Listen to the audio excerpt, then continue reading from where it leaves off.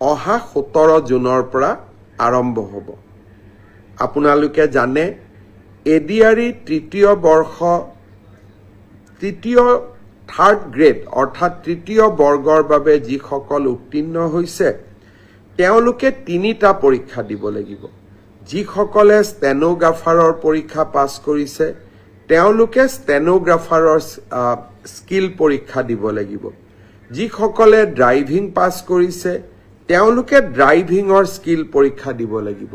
আৰু যিসকলে সাধাৰণ তৃতীয় বৰ্গত পাছ কৰিছে তেওঁলোকে কম্পিউটাৰৰ স্কিল পৰীক্ষা দিব লাগিব।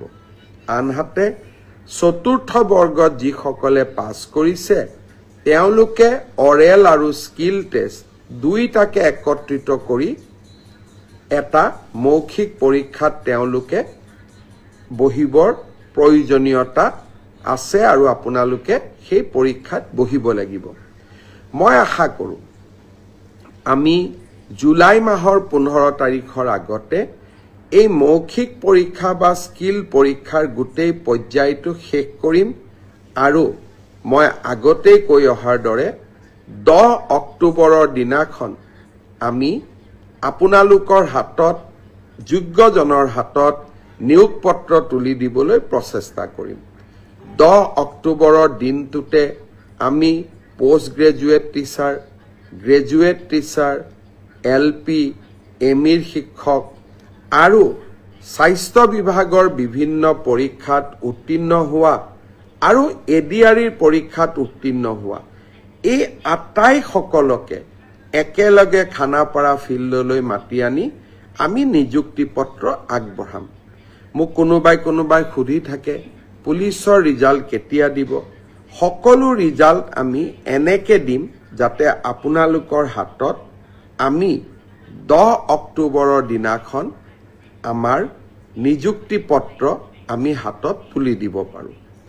বহুতে মোক সুধিছে যে এডিআৰইৰ নতুন এডভাৰটাইজ কেতিয়া হ'ব, পুলিচৰ নতুন এডভাৰটাইজ কেতিয়া হ'ব। মই আশা কৰোঁ অক্টোবৰ মাহত নিযুক্তি পত্ৰ দিয়াৰ পিছতেই আমি নৱেম্বৰ মাহত নিশ্চয় আকৌ চৰকাৰী চাকৰিৰ বিজ্ঞাপন দিবলৈ সক্ষম হ'ম। শ্ৰদ্ধাৰ মৌখিক পৰীক্ষা অহা 17 জুনৰ পৰা আৰম্ভ হ'ব। আপোনালোকে জানে এডিআৰই তৃতীয় বৰ্ষ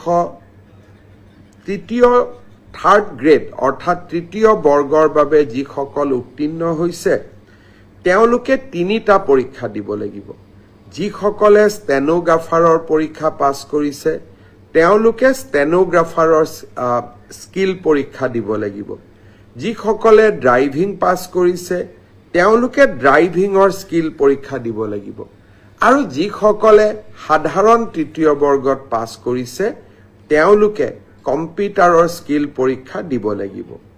আনহাতে চতুৰ্থ বৰ্গত যিসকলে পাছ কৰিছে তেওঁলোকে অৰেল আৰু স্কিল টেষ্ট দুইটাকে একত্ৰিত কৰি এটা মৌখিক পৰীক্ষাত তেওঁলোকে বহিবৰ প্ৰয়োজনীয়তা আছে আৰু আপোনালোকে সেই পৰীক্ষাত বহিব লাগিব।